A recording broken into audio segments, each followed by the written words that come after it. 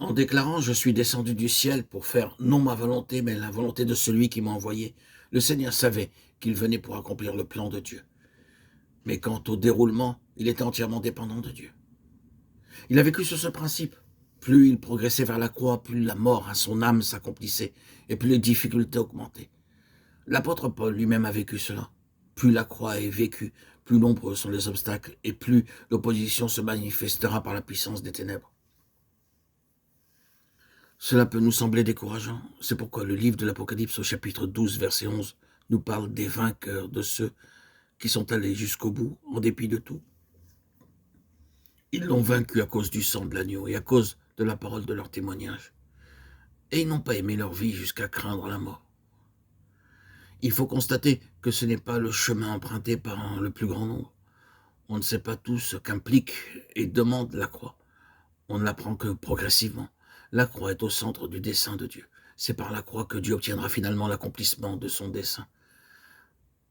La prière du Seigneur, au chapitre 17 de l'évangile de Jean, est en relation avec l'unité, afin que tous soient un, comme toi, Père, tu es en moi, et comme je suis en toi, afin qu'eux aussi soient un en nous, pour que le monde croie que tu m'as envoyé.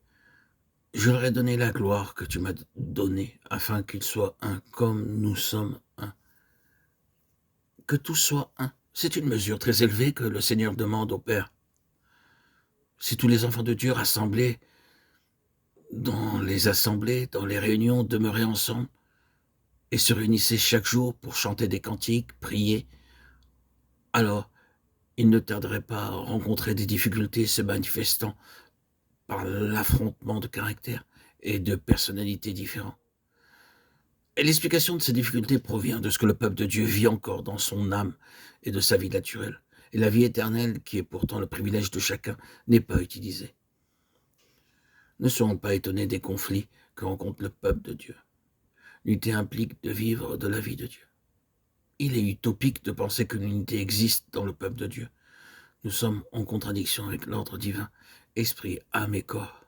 Car par la chute, nous sommes devenus âme, esprit et corps, et parfois corps, âme et esprit. La vie de l'homme naturel est divisée en elle-même, empêchant l'unité. C'est la source de toutes nos difficultés. L'homme s'évertue à trouver des solutions, mais il n'y a pas d'autre solution que la croix. Elle doit éliminer l'homme naturel, qui est la source de tous les problèmes. La racine se trouve dans l'âme, c'est le syndrome de la chute. Si la croix n'est pas vécue, le message de Jean 17 ne le sera pas non plus.